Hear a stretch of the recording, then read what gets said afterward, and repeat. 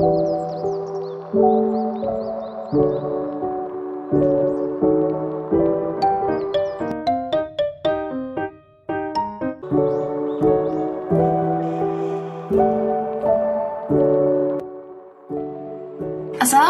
warahmatullahi wabarakatuh. Halo, perkenalkan, nama saya Khairia Bayana dari kelas 3 APD dan rekan saya. Assalamualaikum warahmatullahi wabarakatuh. Izin Bu, tanpa mengurangi rasa hormat saya kepada Ibu, perkenalkan nama saya Mas Muhammad Torik Jamil dari kelas 3 APD, kelompok 3. Materi pembahasan fungsi dan peran manajer. 1. Planning. 2. Organizing. 3. Staffing. 4. Leadership. Dan yang terakhir, controlling. Planning atau pembuatan perencanaan adalah dia yang memiliki kesempatan terbesar untuk menghimpun seluruh sumber sebuah perusahaan, kemudian dijadikan modal yang efektif lagi. Tidak ada seorang pun manajer pun yang dapat mencapai sukses tanpa ditunjang oleh perencanaan yang baik. Definisi perencanaan. Perencanaan merupakan pilihan dan menghubungkan fakta menggunakan asumsi-asumsi tentang masa depan dalam membuat visualisasi dan perumusan kegiatan yang diusulkan, dan memang diperlukan untuk mencapai hasil yang diinginkan. Sebagian besar rencana dapat dibagi menjadi fase atau tahapan waktu pelaksanaan kegiatan. Yang pertama, membagi rencana ke dalam serangkaian tindakan yang sederhana. Yang kedua, mempertahankan pelaksanaan rencana sesuai jadwalnya. Yang ketiga, mengkoordinir kegiatan-kegiatan yang terpisah ke dalam perencanaan. Dan yang terakhir, rencana tersebut dapat diterima oleh pihak yang berkepentingan. Organizing atau pengorganisasian merupakan kegiatan dasar dari manajemen, dilaksanakan untuk mengatur seluruh sumber-sumber yang dibutuhkan termasuk unsur manusia, sehingga pekerjaan dapat diselesaikan dengan sukses.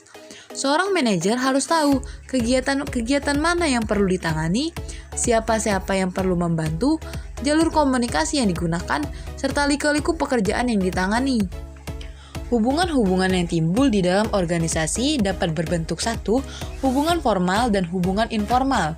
Yang pertama yaitu hubungan informal. Hubungan ini lebih banyak menyangkut hubungan manusiawi, termasuk hubungan-hubungan informal ini antara lain hubungan-hubungan yang timbul tidak sengaja, hubungan-hubungan di luar tugas atau pekerjaan, dan hubungan-hubungan lain yang bersifat tidak resmi. Sedangkan hubungan formal, hubungan ini merupakan bentuk hubungan yang dilakukan dengan sengaja. Secara resmi, hubungan formal ini ditunjukkan di dalam bangan organisasi, pedoman organisasi atau deskripsi jabatan yang ada. Dalam hubungan formal terdapat 3 hubungan dasar, yaitu tanggung jawab, wewenang, dan pertanggungjawaban. Staffing atau menyusun staf organisasi.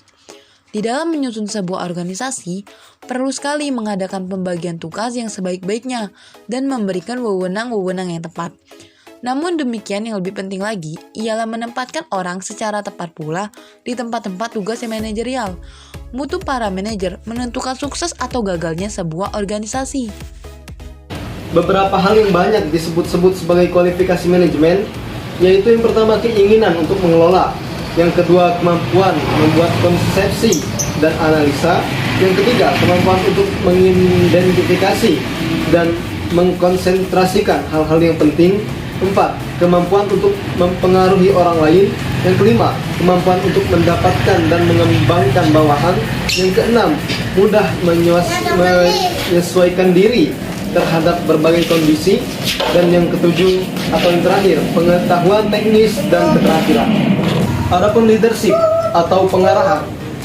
Leadership yaitu membuat atau mengarahkan para karyawan dalam melakukan apa saja yang diinginkan suatu organisasi atau perusahaan dan menjadi keharusan bagi mereka. Fungsi ini melibatkan kualitas, gaya, serta kekuasaan kepemimpinan. Adapun kegiatan kepemimpinan seperti komunikasi, motivasi, dan disiplin sering juga disebut sebagai leading, directing, motivating, dan lain sebagainya. Prinsip dalam memerintah. Yang pertama yaitu perintah harus jelas. Yang kedua, perintah diberi satu per satu. Dan yang ketiga, perintah harus positif. Dan yang keempat, perintah harus diberikan kepada orang yang tepat. Yang kelima, perintah adalah motivasi. 6. Perintah satu aspek komunikasi. Controlling yaitu penemuan atau pengawasan yang menjamin jalannya sebuah rencana yang sudah ditetapkan. Bisa berpengaruh positif, bisa juga berpengaruh negatif. Adapun prinsip pengawasan, yang pertama dapat segera melaporkan penyimpangan, kedua fleksibel, ketiga dapat mereflektir pola organisasi, yang keempat ekonomis, yang kelima dapat dimengerti, dan yang keenam dapat menjamin tindakan korek. Selanjutnya yaitu unsur dari fungsi pengawasan. Yang pertama yaitu penetapan standar pelaksanaan, penentuan ukuran pelaksanaan, pengukuran pelaksanaan nyata dan membandingkannya dengan standar yang ditetapkan. Yang keempat, pengambilan tindakan korektif, pengambilan tindakan koreksi yang diperlukan bila menyimpang dari standar. Jenis-jenis pengawasan yaitu pertama waktu pengawasan, objek pengawasan, subjek pengawasan, dan yang terakhir cara mengumpulkan fakta-fakta pengawasan. 3 macam keterampilan manajer. Yang pertama, keterampilan teknis, kemampuan manajer menggunakan alat, prosedur, dan teknik di bidang kegiatan tertentu. Yang kedua, keterampilan manusia, kemampuan untuk bekerja dengan orang yang memahami dan merangsang dan mendorong orang lain. Yang ketiga, keterampilan konseptual, yaitu kemampuan mental manajer untuk mengkoordinasi seluruh kepentingan dan kegiatan organisasi.